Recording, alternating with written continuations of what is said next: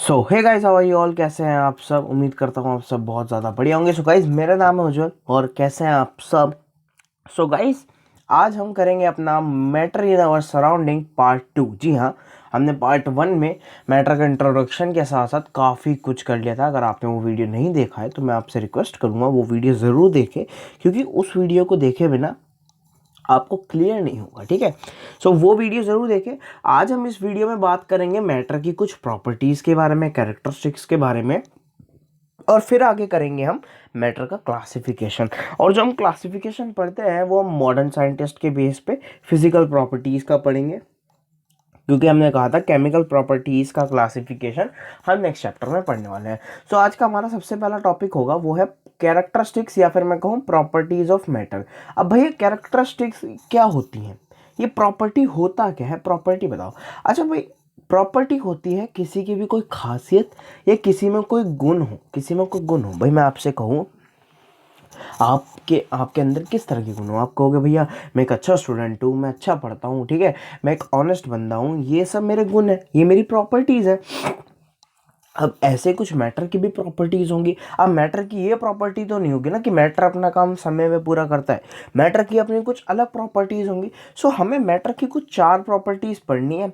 चारों प्रॉपर्टीज़ हम ने पढ़ रखी है या फिर हम जानते हैं, बस हम उन्हें लिख रहे हैं अलग से, ताकि अगर आपके 2 या 3 मार्क्स में क्वेश्चन आए तो आपको याद रहे कि हमें ये 4 पॉइंट लिखने हैं। वैसे हमें पता है। पहली प्रॉपर्टी है जो हमारे मैटर है ना, या फिर मैं कहूँ पार्टिकल्स ऑफ मैटर, क्योंकि मैटर तो हम जानते हैं पार्टिकल्स में टूटा हुआ है। सो जो पार्टिकल्स ऑफ मैटर है ना वो बहुत छोटे हैं। जब particles of matter are very small, जो हम प्रॉपर्टी पढ़ रहे हैं ना वो मैटर की ना पढ़ के मैटर के पार्टिकल्स की बात कर रहे हैं। भाई मैं अगर मैटर के एक पार्टिकल की बात कर लूँ तो जो प्रॉपर्टी एक पार्टिकल दिखाएगा मैटर का, वही प्रॉपर्टी 100 पार्टिकल्स दिखाएंगे, वही प्रॉपर्टी 1 लाख पार्टिकल्स दिखाएंगे। तो मैं एक ही पार्टिकल की बात कर लूँ वो ज़्यादा बेहतर है। तो मैटर का जो एक पार्टिकल है वो बहुत ही ज़्यादा छोटा होता है। तो मैटर का पार्टिकल बहुत ज़्यादा छोटा है। दूसरा, the particles of matter have space between them. Matter के पार्टिकल्स के बीच में कुछ स्पेस होती है, ठीक है, उन दोनों के बीच में, पार्टिकल्स के बीच में स्पेस होती है। अब हमने कहा था, याद हो वो एग्जाम्पल, हमने कहा था जब आप पानी में चीनी घोलते हो तो चीनी घुल जाती है। अब क्यों घुलती है? क्योंकि पानी के पार्टिकल्स के बीच में कुछ स्पेस है, और उस स्पेस के बीच में जाकर हमारे शुगर के क्रिस्टल्स चले जाते हैं, शुगर के पार्टिकल्स जो हैं वो स्पेस में चले जाते हैं, जिसकी वजह से वो उनके साथ बॉन्ड बना लेते हैं, और जो हमारा पानी है अब वो स्वीट हो जाता है। ठीक है, वो स्वीट हो जाता है, ऑल्दो हमें पता नहीं चलता कि कहाँ पर शुगर है कहाँ पर पानी है। अब इसका एक बहुत अच्छा एक और एग्जांपल है। अब मानो जब मैं, अगर 100 ml पानी में, 100 ml पानी में अगर मैं 50 ग्राम शुगर डालता हूँ, 100 ml अगर मैं अपने पानी में, अगर मैं 50 ग्राम शुगर डालता हूँ, मुझे बताओ क्या मेरा पानी का जो वॉल्यूम है वो बढ़ता है? क्या मेरा पानी का जो ग्लास में जहाँ मार्क आ रहा है वो बढ़ेगा? बिल्कुल नहीं बढ़ेगा भाई। मान लो मेरा पानी यहाँ तक भर रहा है, 100 ml पानी, अगर उसमें 50 ग्राम शुगर, 100 ग्राम शुगर भी डाल दूँ ना, तो मेरा पानी का लेवल बिल्कुल नहीं चेंज होगा, क्योंकि पानी के पार्टिकल्स के बीच में जो स्पेस है ना, शुगर उन पे चला जाता है। शुगर कहाँ जाता है? वो उनके बीच में चला जाता है। जो मेरे पानी के पार्टिकल्स के बीच में स्पेस है, शुगर उसमें चला जाता है। सो हमने जैसे बताया कि पानी का, अगर आप पार्टिकल्स, जो पानी है, शुगर डालने से उसका जो है वॉल्यूम नहीं बढ़ता है।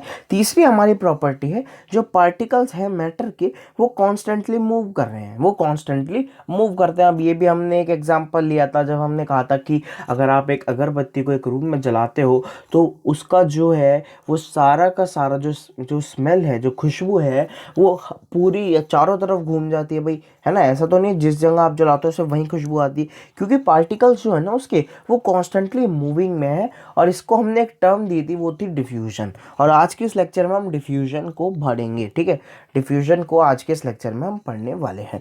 तीसरा है particles of matter attract each other. जो मैटर के पार्टिकल्स है ना वो आपस में एक दूसरे को अट्रैक्ट करते हैं, अट्रैक्ट करते हैं। अब भाई कोई चीज़ दूसरी चीज़ को अट्रैक्ट क्यों करती है? भैया जाहिर सी बात है, उनके बीच में कोई फोर्स होता होगा। तो जो पार्टिकल्स है ना मैटर के, जो पार्टिकल्स हैं मैटर के, वो फोर्स लगाते हैं दूसरे पार्टिकल पे। एक पार्टिकल पार्टिकल दूसरे पार्टिकल पे कुछ फोर्स लगाता है। अब वो फोर्स जो है वो डिफरेंस हो सकती है, सॉलिड के लिए फोर्स अलग होती है, लिक्विड के लिए फोर्स अलग होती है, गैस के लिए फोर्स अलग होती है। फोर्स की स्ट्रेंथ, ठीक है, फोर्स की स्ट्रेंथ की फोर्स कितनी ज्यादा है। भाई मैं कहूं, अगर मुझे एक टेबल उठानी है तो एक बड़ा बंदा जो मतलब 15-16 साल का बंदा है वो उस टेबल को अच्छे से उठा सकता है, या एक 7-8 साल का बंदा। तो आप कहोगे भैया 14 साल 15 साल का बंदा उस टेबल को अच्छे से उठा सकता है, क्योंकि वो फोर्स लगाता तो वही है, लेकिन उसकी फोर्स की स्ट्रेंथ अलग हो सकती है। तो सॉलिड के जो पार्टिकल्स हैं वो फोर्स अलग लगाते हैं। हो सकता है सॉलिड के पार्टिकल्स ज़्यादा स्ट्रॉन्ग फोर्स लगाते हो, लिक्विड के पार्टिकल्स थोड़ा कम फोर्स लगाते हो, और गैस के पार्टिकल्स बहुत ही कम फोर्स लगाते हो, बहुत ही हल्की फोर्स लगाते हो। वही सब हम पढ़ेंगे। और अब हमारा जो नेक्स्ट टॉपिक है वो है क्लासिफिकेशन ऑफ मैटर। मैटर काम कर रहे हैं क्लासिफिकेशन, किस बेस पे कर रहे हैं कि मैटर हमारा सॉलिड है, लिक्विड है या गैस है। ठीक है, ये स्टेट्स ऑफ मैटर है। स्टेट्स ऑफ मैटर होती है कुछ 5 तरह की। भैया 5, आपने तो 3 ही बताई है। सो भाई मैं आपको बता दूं, स्टेट्स ऑफ मैटर होती है 5 तरह की, क्योंकि हमारे सिलेबस में ना 3 ही बताते हैं, तो हम बहुत टाइम तक सोचते हैं कि हमारी स्टेट्स ऑफ मैटर सिर्फ 3 तरह की है। मैं आपको बता दूं, स्टेट्स ऑफ मैटर होती है 5 तरह की: सॉलिड, लिक्विड, गैस, प्लाज्मा और बोस आइंस्टाइन कंडेंसेट। ये जो प्लाज्मा और बोस आइंस्टाइन कंडेंसेट है ना, इसकी जो हम स्टडी करते हैं वो बहुत ज़्यादा स्टडी बिल्कुल नहीं करते हैं, इनकी हम स्टडी नहीं करते हैं। इवन तो आप 11th-12th में भी आओगे तो आपको प्लाज्मा और बोस आइंस्टाइन कंडेंसेट की स्टडी करनी नहीं है। तो यहाँ ये मत सोचना भैया आप हर बार कह रहे हो 11th-12th में पढ़ोगे। आप 11th-12th में भी प्लाज्मा और बोस आइंस्टाइन कंडेंसेट के बारे में डिटेल स्टडी में नहीं पढ़ोगे। इसकी स्टडी आप करते हो हायर एजुकेशंस में। ठीक है, बोस आइंस्टाइन कंडेंसेट तो आपको जब जाके मिलती है जब आप, क्या नाम है, अब क्वांटम फिजिक्स को अपने इंपॉर्टेंट मान लेते हो, कि आप सोचते हो कि यार मुझे क्वांटम फिजिक्स पढ़नी है। ठीक है, क्वांटम फिजिक्स अगर आप पढ़ोगे तो आपको बहुत आइंस्टाइन कंडेंसेट के बारे में बहुत कुछ पता चलेगा, और बहुत अच्छी चीज़ है। फिलहाल के लिए आपके लिए क्लासिफिकेशन मैटर की सिर्फ 3 स्टेट है। ठीक है, सो गाइस जितना आसान हम मानते हैं ना उतना आसान होता नहीं है चीज़ें। तो सॉलिड, लिक्विड और गैस, हमें ये 3 स्टेट्स पढ़नी है मैटर की। चलिए पढ़ते हैं इन 3 स्टेट्स को। आखिर ये 3 स्टेट्स कैसी है, इन 3 स्टेट्स में क्या कुछ सिमिलर है, कुछ डिफरेंट है। अब नाम से पता चल रहा है। अगर मैं आपसे पूछूं एक पेन क्या सॉलिड है, लिक्विड है, गैस है, तो आप कहोगे भैया सॉलिड है। मैं आपसे पूछूं पानी, मैं आपसे पूछूं कोल्ड ड्रिंक, मैं आपसे पूछूं केरोसिन ऑयल या फिर कोई भी तेल, मैं आपसे पूछूं ये सॉलिड है, लिक्विड है, गैस है, तो आप कहोगे भैया ये लिक्विड है। मैं आपसे पूछूं ऑक्सीजन ये क्या है, आप कहोगे भैया गैस है। एयर क्या है भैया, आप कहोगे गैस है। सो आप क्लासिफाई कर सकते हो कि क्या चीज़ सॉलिड है, क्या चीज़ लिक्विड है, क्या चीज़ गैस है ना। अब हमें पता चल जाता है इस एज तक कि क्या चीज़ सॉलिड है, क्या चीज़ लिक्विड है, क्या चीज़ गैस है। लेकिन अब हम उनको स्पेसिफिकली पता करना चाहते हैं। ठीक है, अच्छा गैस तो नाम से सुन के पता चल रही है, कोई भी चीज़ जो गैस है वो गैस है। ठीक है, लिक्विड जो गीला गीला सा होगा है ये सोच रहे होगा ना, जो गीला गीला सा होगा वो लिक्विड होगा। सॉलिड वो होगा जिसकी शेप फिक्स होगी, है ना। तो चलते हैं पढ़ते हैं आके। तो सॉलिड जब हम पढ़ेंगे, मैं आपको पहले ही बता दूं, हम 9th क्लास में जो सॉलिड्स पढ़ेंगे उसमें हम केवल और केवल सॉलिड्स की प्रॉपर्टीज़ पढ़ेंगे। ठीक है, हम केवल और केवल सॉलिड्स की प्रॉपर्टीज़ पढ़ेंगे, उनका स्ट्रक्चर नहीं पढ़ेंगे। यहाँ बहुत लोग सोच रहे होंगे हम सॉलिड का स्ट्रक्चर भी पढ़ेंगे कैसा होता है, वो हम पढ़ते हैं 11th में। और मैं सच बता रहा हूँ भाई 11th में ही पढ़ना, उसे भी मत पढ़ना। 11th-12th में आएगा सॉलिड्स का स्ट्रक्चर, 12th में है इस साल केमिस्ट्री में। हमारे टाइम मतलब मैंने जब 11th की थी तो मेरे 11th में था। तो सॉलिड, प्रॉपर्टीज ऑफ सॉलिड्स पढ़ते हैं। A solid has a fix shape. जो सॉलिड है हमारा उसका एक फिक्स शेप होता है और उसका फिक्स वॉल्यूम होता है। एक सॉलिड का एक फिक्स शेप होता है, फिक्स वॉल्यूम होता है। आपके हाथ में पेन है, आप इसे बताओ क्या इसका फिक्स शेप है? बिल्कुल इसका फिक्स शेप है। इसके पास क्या फिक्स वॉल्यूम है? बिल्कुल इसका वॉल्यूम जो है वो फिक्स है। अगर इस पेन को मैं यहाँ से उठा के कहीं और रख दूँ, ठीक है, किसी बर्तन में रख दूँ या किसी कंटेनर में रख दूँ, क्या इसका शेप चेंज होगा? कहोगे भैया कैसी बात कर रहे हो, इसका शेप थोड़ी चेंज होगा। क्या इसका वॉल्यूम चेंज होगा? नहीं ना। तो जो सॉलिड्स होते हैं हमारे, उनका शेप फिक्स होता है, उनका शेप फिक्स होता है। ठीक है, और उनका वॉल्यूम भी फिक्स होता है। ठीक है, a solid do not compress much. जो सॉलिड है हमारा वो ज़्यादा कंप्रेस नहीं हो सकता। ज़्यादा कहूँ या मैं कहूँ, सॉलिड हमारा बहुत ही कम कंप्रेस होता है, बहुत ही कम। ऐसा क्यों? ऐसा क्यों? Because that particles are very close to each other. भाई इसके जो पार्टिकल्स हैं वो पहले से ही एक दूसरे के बहुत नज़दीक हैं। इनके जो पार्टिकल्स हैं वो पहले से ही एक दूसरे के बहुत ज़्यादा नज़दीक हैं। और क्योंकि ये नज़दीक हैं, अब आप इनको और नज़दीक कैसे लाओगे? मैं कहूँ 1 2 3 4 5 6 7 8 9, ऐसे इनके कुछ पार्टिकल्स हैं, वो बहुत पास है। ये मैंने दूर दूर बना दिए हैं पर ये बहुत पास पास है। आप अब जब इनके पार्टिकल्स पहले ही बहुत पास पास हैं, आप इन्हें और पास कैसे लाओगे? आपके हाथ में जो पेन है, आप उसे भींच के क्या छोटा कर सकते हो? भाई कैसी? बिल्कुल नहीं कर सकते। हाँ, तोड़ ज़रूर सकते हो, लेकिन इसको आप छोटा नहीं कर सकते, कंप्रेस नहीं कर सकते। नहीं कर सकते ना, इसके पार्टिकल्स जहाँ पर है वहीं पर रहेंगे। या अगर कर सकते होंगे तो बहुत थोड़ा कर सकते होंगे किसी चीज़ को। ठीक है। तीसरा है हमारा सॉलिड हैज़ हाई डेंसिटी। अच्छा, डेंसिटी क्या होता है? वैसे तो हम फिजिक्स में बिल्कुल डेंसिटी को पढ़ेंगे, आसान भाषा में समझो। डेंसिटी अगर मैं कहूँ तो डेंसिटी होता है मास अपॉन वॉल्यूम। डेंसिटी होता है मास अपॉन वॉल्यूम। अब अलग अलग तरह की डेंसिटी हो सकती है। यहाँ पर जो डेंसिटी है वो समझा रखी है कि इस छोटे से वॉल्यूम में कितना आपके पार्टिकल्स हैं। भाई सॉलिड के अंदर बहुत सारे पार्टिकल्स होते हैं एक छोटे से वॉल्यूम में। एक छोटे से वॉल्यूम में मान लो ये छोटा सा एक वॉल्यूम है मेरा, इसमें बहुत सारे पार्टिकल्स आएंगे, बहुत सारे आ गए। मैं कहूँ इसमें 100 पार्टिकल्स आ गए, तो आप कहोगे भैया एक वॉल्यूम में 100 पार्टिकल है। मैं कहूँ मेरा दूसरा कोई चीज़ है उसमें केवल 50 पार्टिकल है, और कोई तीसरी चीज़ है जिसमें केवल 20 पार्टिकल है। वॉल्यूम मैंने फिक्स कर दिया तीनों का, तो आप कहोगे भैया इसकी डेंसिटी ज़्यादा है, इसकी डेंसिटी थोड़ी सी कम है, इसकी सबसे कम है।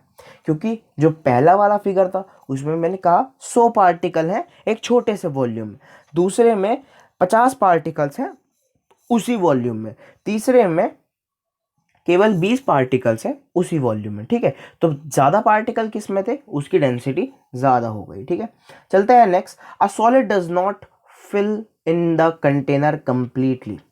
सॉलिड जो है वो कंटेनर को पूरी तरह से नहीं भरता, पूरी तरह से नहीं भरता। ऐसा क्यों है? बिकॉज जो पार्टिकल्स है ना सॉलिड के, जैसा मैंने बताया, उनके बीच में एक स्ट्रॉन्ग इंटर पार्टिकल फोर्सेस होता है। इंटर पार्टिकल मतलब दो पार्टिकल के बीच में, दो पार्टिकल के बीच में, सॉलिड्स के दो पार्टिकल के बीच में एक बहुत ही ज़्यादा स्ट्रॉन्ग फोर्स होती है, एक बहुत ही ज़्यादा स्ट्रॉन्ग फोर्स होती है, इसलिए वो अपनी पोजीशन नहीं छोड़ पाते।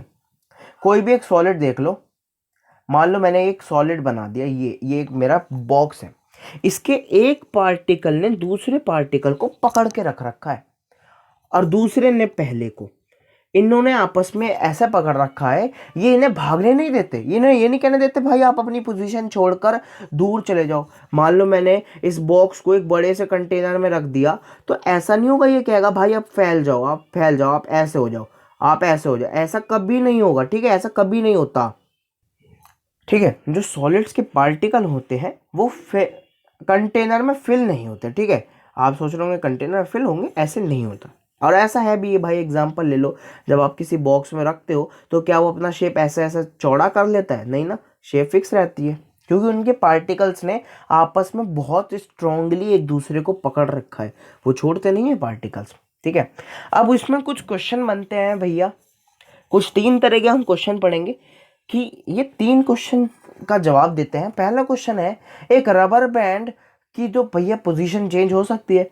जो रबर बैंड है वो अपनी शेप को चेंज कर लेता है जब हम उसे स्ट्रेच करते हैं। एक रबर बैंड जब हम उसे स्ट्रेच करते हैं तो अपनी शेप को चेंज कर लेता है, फिर वो सॉलिड कैसे हुआ? एक रबर बैंड अपनी शेप चेंज कर लेता है तो वो सॉलिड कैसे हुआ? इसका आंसर है कि जो रबर बैंड चेंज करता है अपनी शेप को, वो जब ही अपनी शेप को चेंज करता है जब हम उस पर कोई फोर्स लगाते हैं। भाई आप उसे खींचते हो तभी तो वो अपनी पोजीशन चेंज करता है। जब खींचते हो तो आप क्या लगा रहे हो? आप फोर्स लगा रहे हो। ठीक है, अगर आप उसे नहीं खींचोगे क्या वो अपनी शेप को चेंज करेगा? भैया नहीं करेगा। अपनी शेप को रबर बैंड नहीं चेंज करता जब तक आप उस पर कोई फोर्स नहीं लगाओगे। और जैसे ही आप वो फोर्स हटा देते हो, जब आप खींचना बंद कर दोगे, तो आप देखते हो रबर बैंड अपनी पोजीशन पे वापस आ जाती है। रबर बैंड अपनी पोजीशन पर वापस आ जाती है, अपनी ओरिजिनल शेप में वापस आ जाती है। ठीक है, और क्योंकि वो वापस आ गई है अपनी पोजीशन पे, तो वो क्या है? सॉलिड है।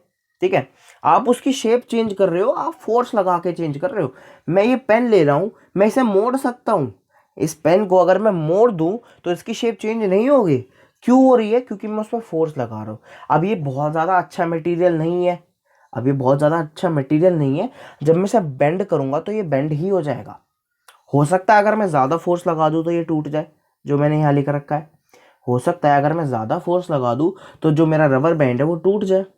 ठीक है, सो रबर बैंड आपका सॉलिड ही है, क्योंकि उसकी पोजीशन सिर्फ जब चेंज होती है जब आप उस पर एक फोर्स लगाते हो। जब आप उस पर फोर्स नहीं लगाओगे तो उसकी पोजीशन चेंज नहीं होगी। ठीक है, अब यहाँ बहुत एक सोच आती है भैया, हम बहुत ज़्यादा बार जब उसे खींचते हैं ना तो ढीला ढीला पड़ जाता है। वो भाई उसकी मटेरियल पे डिपेंड करता है, जिस मटेरियल पे वो बना है। अगर आप एक अच्छा रबर बैंड लोगे तो वो जल्दी नहीं होगा, हो सकता है वो ना भी ढीला पड़े।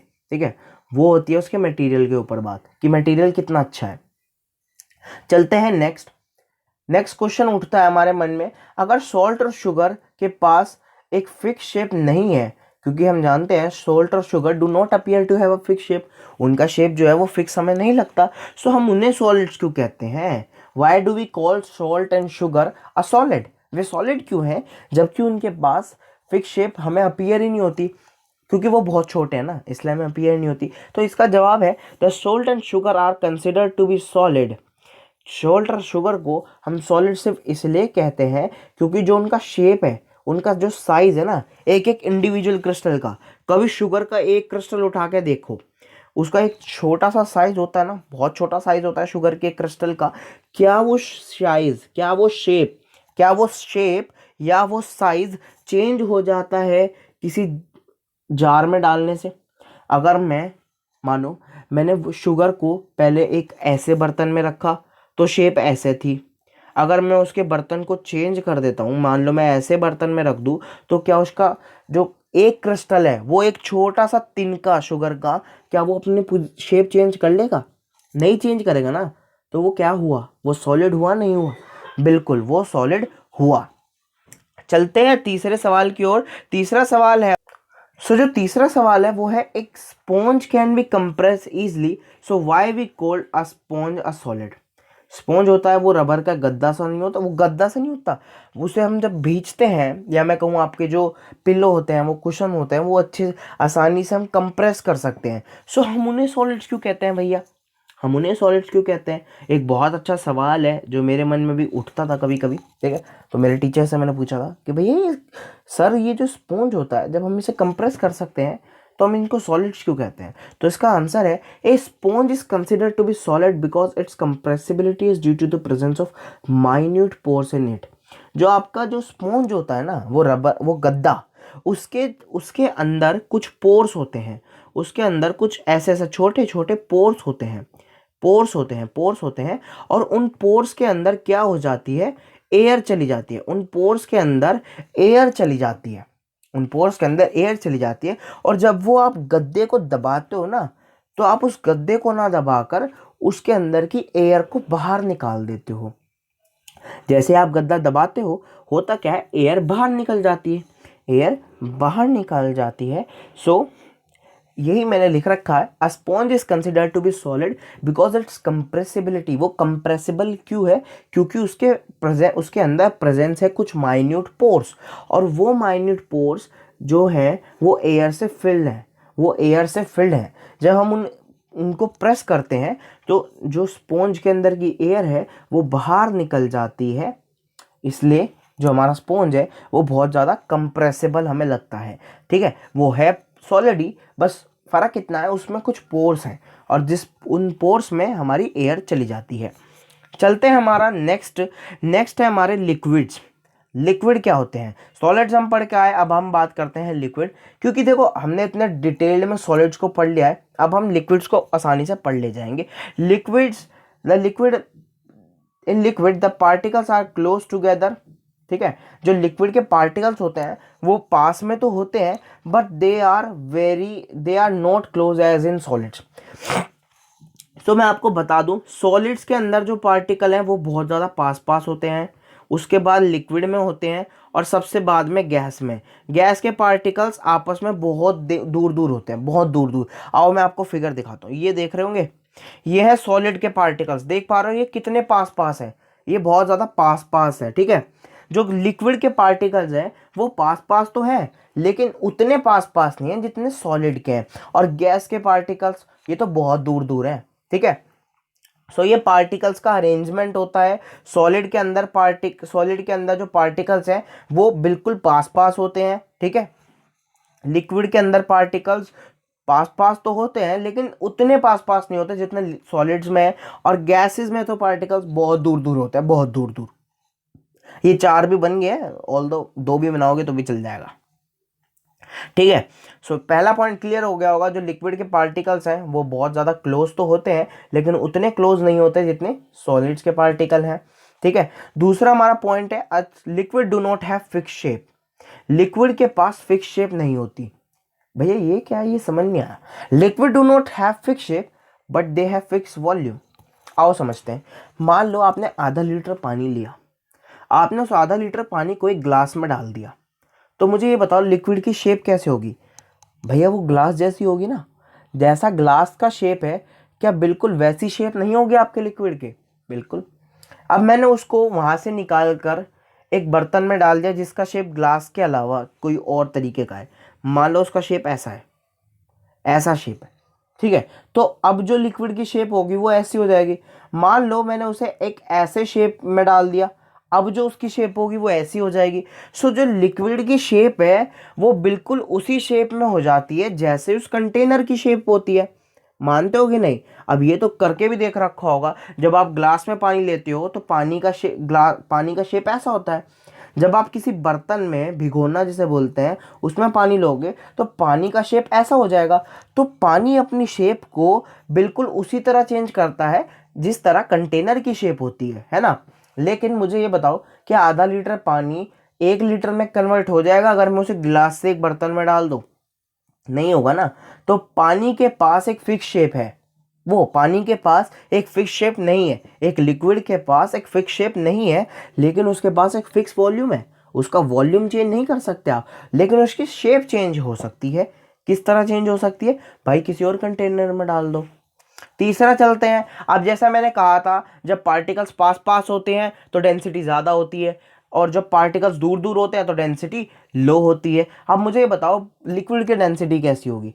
भैया लिक्विड की डेंसिटी सॉलिड से तो कम है, क्योंकि पार्टिकल्स लिक्विड में सॉलिड से दूर दूर हैं, लेकिन गैस से तो ज़्यादा है, ठीक है। तो वही हमने लिखा है, a solid have moderate to high density.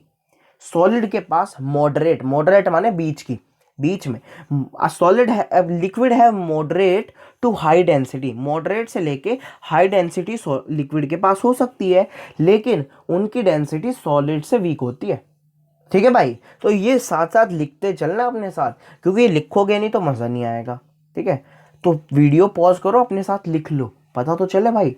So liquid के पास हाई डेंसिटी तो होती है, लेकिन सॉलिड से कम होती है उनकी डेंसिटी। हमारा चौथा पॉइंट है, liquid do not fill the container completely. वही वाली बात है, लिक्विड को मान लो आधा लीटर पानी अगर मैं 1 लीटर के बर्तन में डाल दूँ तो क्या वो ऊपर तक भरता है? नहीं ना, वो सिर्फ यहीं तक भरता है, क्योंकि उनके पार्टिकल्स ने पकड़ रखा है। उनके पार्टिकल्स के बीच में फोर्स हो सकता है सॉलिड से कम हो, लेकिन फोर्स अभी भी है, ठीक है। मैं आपको फिर से बता दूं, सॉलिड के पार्टिकल्स के बीच में फोर्स सबसे ज़्यादा होती है। क्यों होती है? तभी तो उन्होंने पकड़ रखा है। सो ये देखिए, आप देख पा रहे होंगे सॉलिड के पार्टिकल्स ने आपस में बहुत ज़्यादा पकड़ रखा है। वो क्यों पकड़ रखा है? क्योंकि इनके बीच में फोर्स बहुत स्ट्रांग है। यहाँ देखो, लिक्विड के पार्टिकल्स ने आपस में पकड़ तो रखा है, लेकिन ढीला ढीला डाला पकड़ रखा है। इनके बीच में फोर्स कैसी है? इनके फोर्स में बहुत हल्की है। इनके बीच में फोर्स कैसी है? भैया इनके बीच में तो फोर्स लग ही नहीं रही। भाई लग तो रही है तो, लेकिन बहुत ज़्यादा वीक है। तो जो गैस के बीच में, गैस के पार्टिकल्स के बीच में जो फोर्स है वो बहुत वीक है। लिक्विड के पार्टिकल्स के बीच में जो फोर्स है वो मॉडरेट है, और जो सॉलिड के पार्टिकल्स के बीच में फोर्स है वो बहुत ज़्यादा स्ट्रॉन्ग है, क्योंकि इनके जो पार्टिकल भैया चिपके पड़े हैं। ये देखो चिपके पड़े हुए हैं, है ना। तो ये क्लियर हो गया, ठीक है। ये कंटेनर फिर अब चौथा है, liquid generally flow easily. Liquid जो है वो जनरली फ्लो कर जाता है। लिक्विड जो है वो जनरली फ्लो कर जाता है। अब इसमें एक पॉइंट जो है मैंने छोड़ दिया है। पॉइंट था हमारा, सॉलिड में हमने पढ़ा था पॉइंट, वो था solid do not compress much. अब लिक्विड क्या कंप्रेस करते हैं? नहीं। तो मैं आपको बता दूं, लिक्विड कंप्रेस तो कर सकते हैं लेकिन बहुत ज़्यादा कंप्रेस भी नहीं करते। लिक्विड कंप्रेस तो कर सकते हैं लेकिन लिक्विड भी बहुत ज़्यादा कंप्रेस नहीं होते, ठीक है। सो ना तो सॉलिड बहुत ज़्यादा कंप्रेसिबल है, ना ही लिक्विड बहुत ज़्यादा कंप्रेसिबल। कंप्रेसिबल होता है भींचना, कंप्रेसिबल होता है उनको दबाना, ठीक है, ये होता है कंप्रेसिबल। अभी कंप्रेसिबल अच्छे से समझाऊंगा, बेफिक्र रहो, समझाएंगे आपको आगे। थर्ड है हमारा गैसेस, और गैसेस की हम पढ़ते हैं कुछ प्रॉपर्टीज। तो गैसेस में हमने सॉलिड में हमने पढ़ा, सॉलिड के पास फिक्स शेप है, फिक्स वॉल्यूम है, fix shape fix volume. Liquid के पास do not have fixed shape but have fixed volume, liquid do not have fixed shape but have fixed volume। Gases में देखो, gases के पास ना तो fix shape है और ना ही फिक्स वॉल्यूम है, ना तो फिक्स शेप है ना ही फिक्स वॉल्यूम है। इसका बहुत प्यारा एग्जांपल हमारी एनसीईआरटी हमें समझाती है, कह रखा है उन्होंने। मान लो आपके पास दो तरह का बलून है, एक बलून है बिल्कुल राउंड बलून, जो ऐसा बलून आता है ना वो वाला बलून है। एक है हमारे पास लॉन्ग बलून, एक लंबे वाला बलून भी आता है ऐसे वाला। तो हमारे पास दो बलून है। तो आप देखो, जिस तरह हमने दोनों में सेम वॉल्यूम, हमने सेम अमाउंट ऑफ एयर भरी, इसमें भी इतनी इसमें भी इतनी, तो इसमें जब हमने एयर भरी उसका शेप तो राउंड हो गया, इसमें जब हमने एयर भरी तो उसका शेप कैसा हो गया? लॉन्ग हो गया, उसका लॉन्ग हो गया एयर, ठीक है। ये बात क्लियर होगी, शेप चेंज होगी। और जब हमने इनकी वॉल्यूम को नापा तो हमने देखा कि इसमें जो एयर का वॉल्यूम है वो ज़्यादा आया दूसरे वाले से। सो जो गैस का वॉल्यूम है वो फिक्स नहीं है, वो क्या है, फिगर के हिसाब से बढ़ता रहता है, बढ़ सकता है घट भी सकता है, ठीक है। अब तीसरा है, दूसरा पॉइंट है, a gas can be compress easily. हम गैस को इजीली कंप्रेस कर सकते हैं। इसका एग्जांपल मैं अगर दूं, आपके घर में सिलेंडर आते होंगे, ठीक है। आजकल तो वैसे सिलेंडर बंद हो गया, पाइपलाइन स्टार्ट हो गया है, वरना मैं आपको बताऊं तो थोड़ा सा टाइम पहले सिलेंडर आया करते थे, ठीक है। सिलेंडर जब आप देखोगे तो सिलेंडर में, उस छोटे से सिलेंडर में, ऑल्दो वो ज़्यादा छोटा नहीं होता है, लेकिन फिर भी अगर मैं बताऊँ, उस ज़रा से सिलेंडर में बहुत सारी जो है हमारी कुकिंग गैस आ जाती है ना।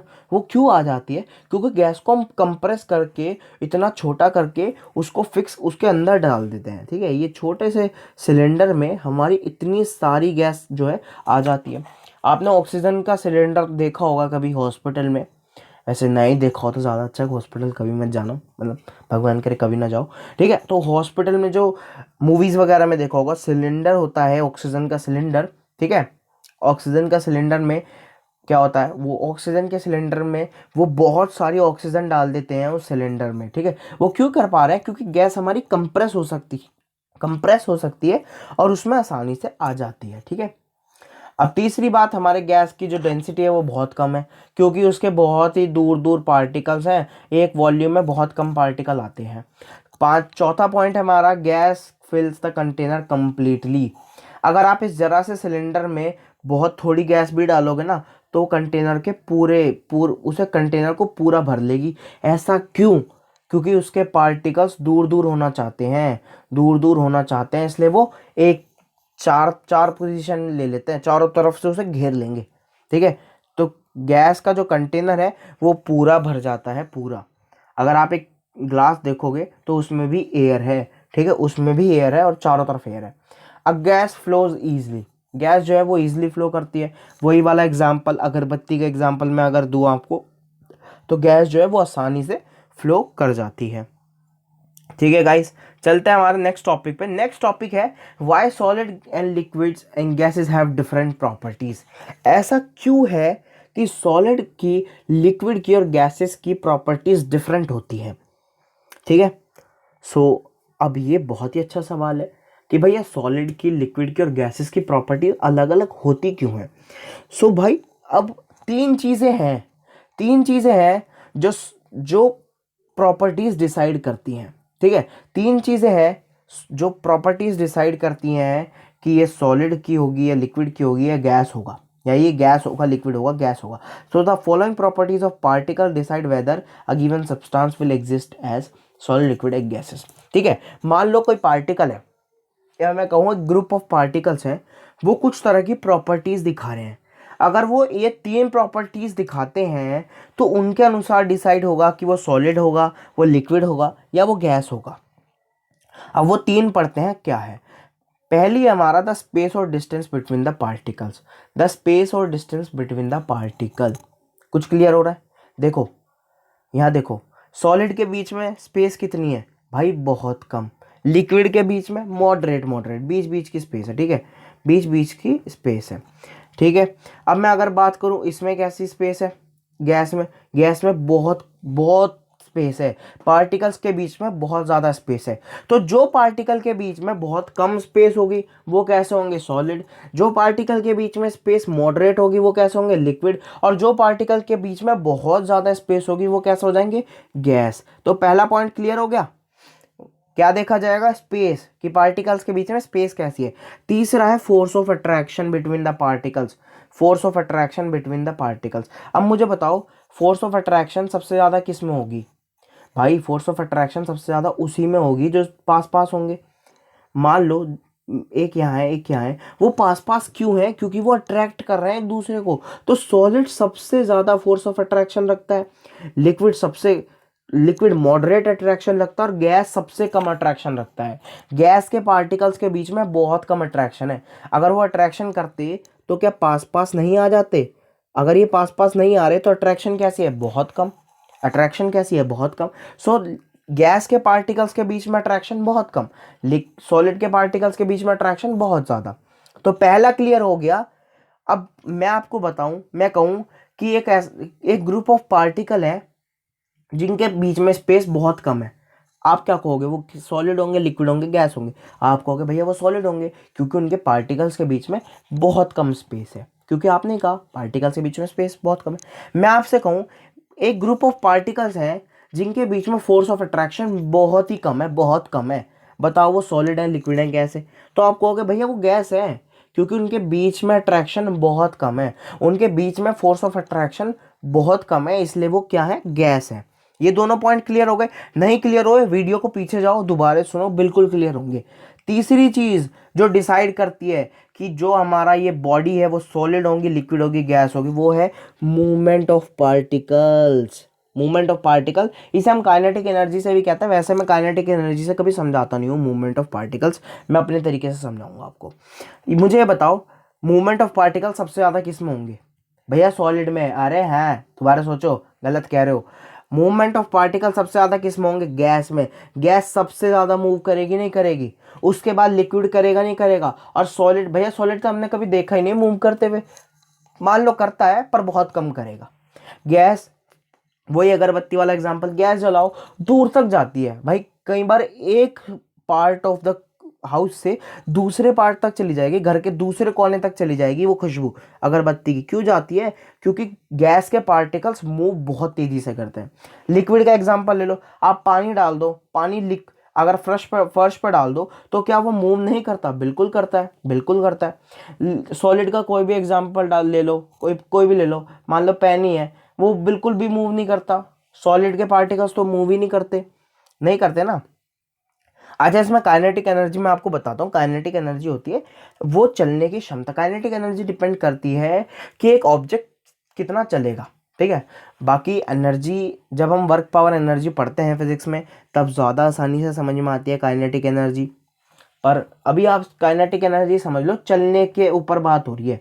काइनेटिक एनर्जी जहाँ पे भी आए समझ जाना, चलने के ऊपर बात हुई है। तो gas has maximum amount of kinetic energy.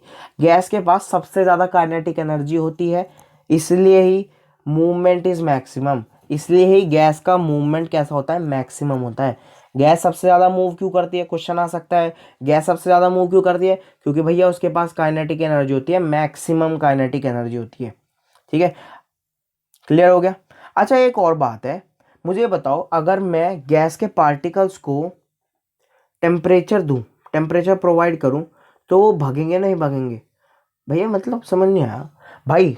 मुझे ये बताओ अगर मैं गैस के पार्टिकल्स को, हमारे टीचर इस तरह समझाते थे, अगर आपको ना पसंद आए लैंग्वेज तो माफ़ कर देना। हमारे टीचर हमें समझाते थे कि जब हम गैस के पार्टिकल्स को क्या देते हैं? टेम्परेचर देते हैं, हमारे गैस के पार्टिकल्स को अगर टेम्परेचर देंगे तो क्या वो बावले नहीं हो जाएंगे, वो इधर उधर भागने की कोशिश नहीं करेंगे, बिल्कुल भागने की कोशिश करेंगे, वो इधर भागेगा वो इधर भागेगा, तो जो उनका मूवमेंट है क्या वो और ज़्यादा नहीं बढ़ जाएगा, बिल्कुल बढ़ जाएगा ना। ये समझ पा रहा हूँ ना। अगर कोई चीज़ है, मान लो गैस ही है, वो मूव कर रही थी, अगर मैं उसको टेम्परेचर दे दूँ, हीट कर दूँ, तो क्या वो और तेज़ी से नहीं भागेंगे, क्योंकि उनके पार्टिकल्स को हमने क्या दे दिया, टेम्परेचर।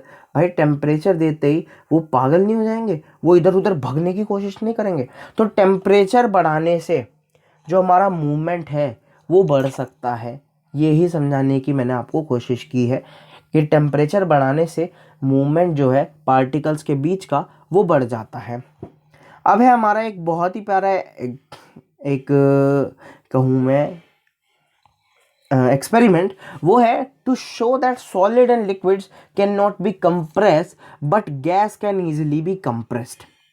भैया एक एक्सपेरिमेंट से मुझे ये समझाओ कि सॉलिड और लिक्विड तो कंप्रेस नहीं कर सकते, लेकिन जो हमारी गैस है वो कंप्रेस कर सकती है।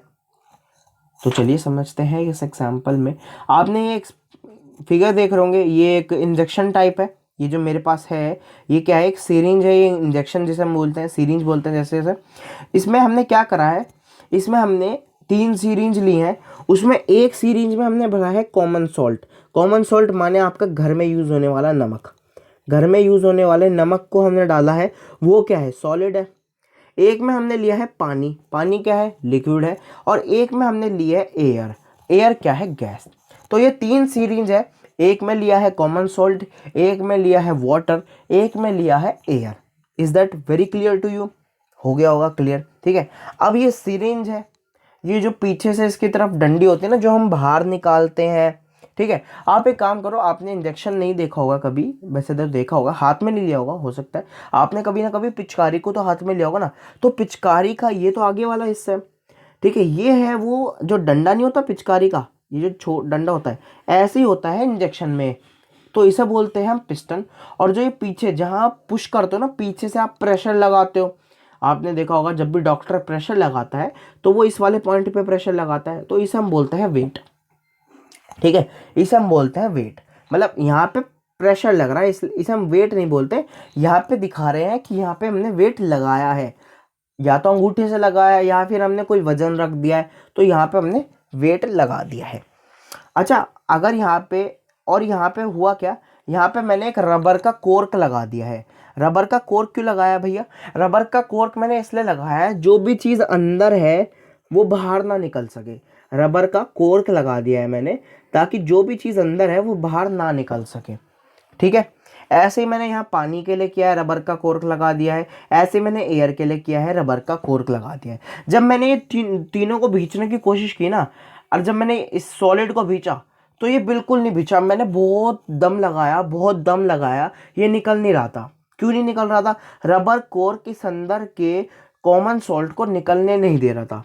रबर कोर्क इस अंदर के कॉमन सॉल्ट को निकलने नहीं दे रहा था, और मैं बहुत तेज़ी से प्रेशर लगा रहा था, ठीक है, बहुत तेज़ी से प्रेशर लगा रहा था। अच्छा, मैं एक और चीज़ बताऊं, अगर आप ये एक्सपेरिमेंट करके देखोगे ना, मैं बताऊं, अगर आप बहुत ज़्यादा फोर्स लगा दोगे तो ये रबर कोर्क अपना आप हट जाएगा, बहुत ज़्यादा फोर्स लगाने की वजह से, और ये कॉमन सॉल्ट बाहर आ जाएगा, ये कॉमन सॉल्ट बाहर आ जाएगा, ठीक है। तो कुछ ऐसा भी कर देना कि रबर कोर्क ना निकले, रबर कोर्क ना निकले, ठीक है। तो रबर कोर्क नहीं निकल रहा था, जिसकी वजह से कॉमन सॉल्ट भी बाहर नहीं आ रहा था, और हम बहुत प्रेशर लगा रहे थे, बहुत प्रेशर।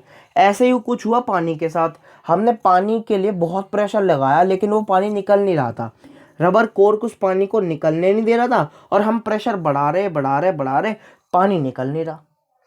लेकिन लेकिन भाई एयर के साथ कुछ ऐसा हुआ, रबर कोर्क थी, लेकिन जैसे ही हमने इस पर वेट लगाया ना, वेट लगाया, कुछ समय बाद हुआ क्या, ये गैस कंप्रेस हो गई। देखो ये पार्टिकल्स दूर दूर दूर दूर दूर दूर है ना, यहाँ ये दूर दूर दूर दूर, ये देखो ये पार्टिकल्स दूर दूर है, ये पास पास आ गए, ये देखो ये पार्टिकल्स पास पास आ गए, ये पार्टिकल्स पास पास आ गए।